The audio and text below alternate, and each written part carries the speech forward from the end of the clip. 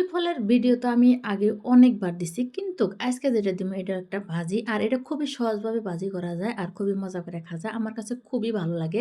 পাতার থেকে কুই শাকের এই যে ফলটা যে আছে না এটা ভালো লাগে। আর বাড়ির গাছের এই যে টাটকা, টাটকা তুলতেছি সকালবেলা মানে দুপুরবেলায় খামু ওইজন্য তুলতেছি গাছ থেকে। আর এই অবস্থায় এটা ভালো লাগে। এর থেকে বেশি বাড়তি হইলে মানে খাওয়াটা অত একটা উপযোগী না। মানে অল্প পুটুর, পুটুর করে খাতে ভালো লাগে না। তো যাই কুই ফল, ফুল ২ টাই তুলছি। তুইলা এক জুড়ি বোঝাই করছি। আর এই যে দেখতেছো কত সুন্দর দেখা যাইতেছে না? যদি তোমরা চাও খালি ফুল খাবা তাও খাওয়া যাবো। আর যদি চাও যে খালি ফল খামু তাহলে তাও খাওয়া যাবো। কিন্তু আমি ২ টাই মিক্স করে খামু। মানে একখানি করে খামু। তো যাই হোক আমি কই ফুলগুনা, ফলগুনা ভালো করে টুকরা করে নিতেছি। মানে ছোট, ছোট করে টুকরা করে নিতেছি। বড়, বড় খালি মানে ডান্ডিগোনা খালি থাকবো যে ওইজন্য বড়, বড় দেখতে ভালো দেখা যাবে না তার জন্য ছোট, ছোট টুকরা করে নিতেছি। তো এরকম করে আমি সব মানে টুকরা করে নিয়ে নিমু। আর বর্তমান সময়েতে এটা তো প্রচুর পরিমাণে পাওয়া যায়। যেকোনো পুঁইশাক গাছে ফুল ফুটছে, ফল ফুটছে। তো যাই হোক যদি কেউ না খায় থাকো অবশ্যই এই ভিডিওটা দেখে তোমরা খাবা। খুবই, খুবই ভালো লাগবে। তো যাই হোক আমি অনেকগুলা নিয়ে এসেছি। আমার যে পরিমাণে লাগবো ঠিক ওই পরিমাণ অনুযায়ী নিয়ে এসেছি।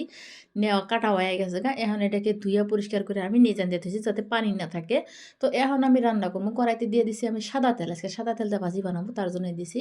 তোমরা চাইলে সরষের তেলও দেওয়া পারো। তারপর ফোড়নে দিয়ে দিয়েছি জিরা আর দিয়ে দিলাম পর্যাপ্ত পরিমাণে পিঁয়াজ কুচি। আর এটাকে কিছুক্ষণ নাড়াচাড়া করে নিতেছি। তো পেঁয়াজগুনা ভাজা হয়ে গেছে গা। তারপর দিয়ে দিলাম আমি অনেকগুনা কাঁচামরিচ। খালি কাঁচামরিচ দিয়ে ভাজি করবো। কাঁচামরিচের পরিমাণটা বেশি দিছি। তারপর দিয়ে দিলাম কুই ফলগুনা। দেওয়ার পর স্বাদ মতো দিয়ে দিলাম নুন। এখন দিয়ে দিলাম হলুদ গুঁড়া। তো তারপর দিয়ে দিলাম জিরার গুঁড়া, ধইনার গুঁড়া দিয়ে আবারও কিছুক্ষণ ভালো করে নাড়াচাড়া করে নিতেছি। তো আমি যে মসলাগুনা ব্যবহার করবো সবকিছু দেওয়া শেষ হয়ে গেছে। এখন খালি নাড়াচাড়া করার পালা। তারপর কিছুক্ষণ নাড়াচাড়া করার পর মানে মাঝামাঝি যখন হইছে তখন দিয়ে দিলাম আমি ধইনার পাতা। দিয়া আবারও কিছুক্ষণ নাড়াচাড়া করতেছি। তো বন্ধুরা তোমরা যদি আমার এই রেসিপিটা ইউটিউবে থেকে দেখে থাকো তাহলে অবশ্যই একটা সাবস্ক্রাইব করে দিও। আর যদি ফেসবুকে দেখে থাকো তাহলে অবশ্যই প্লিজ, প্লিজ একটা ফলো করে দিও।